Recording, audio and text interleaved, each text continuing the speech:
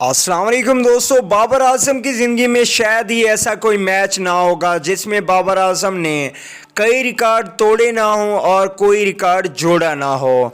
तो दोस्तों, बाबर आजम की ज़िंदगी में तमाम ही मैचेस ऐसे हैं जिसमें उसने बड़े बड़े रिकॉर्ड तोड़ डाले। तो इसी पर हम बात करने वाले हैं कि बाबर आजम ने 36 साल पुराना एक रिकॉर्ड आज अपने नाम कर लिया।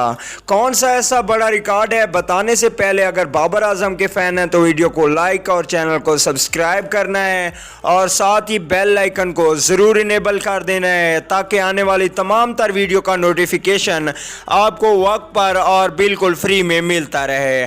चलिए दोस्तों, बगैर कोई आपका कीमती वक्त ज़ाया किए आपको बताते चलें कि पाकिस्तान क्रिकेट टीम के बेहतरीन खिलाड़ी बाबर आजम हर मैच में ही कोई ना कोई रिकॉर्ड बनाते हैं और कई बड़े बड़े खिलाड़ियों के रिकॉर्ड तोड़ते चले आ रहे हैं। इसी पर बाबर आजम ने एक और रिकॉर्ड भी तोड़ दिया है। ऑस्ट्रेलिया के खिलाफ पहले प्रैक्टिस मैच में बाबर आजम और असद शफीक ने 119 रन असद शफीक ने बनाए, वहीं पे बाबर आजम ने 157 रन की इनिंग्स खेली। तो दोनों के दरमियान 276 रन्स की पार्टनरशिप बनी जो कि नॉट आउट रहे दोनों बल्लेबाज।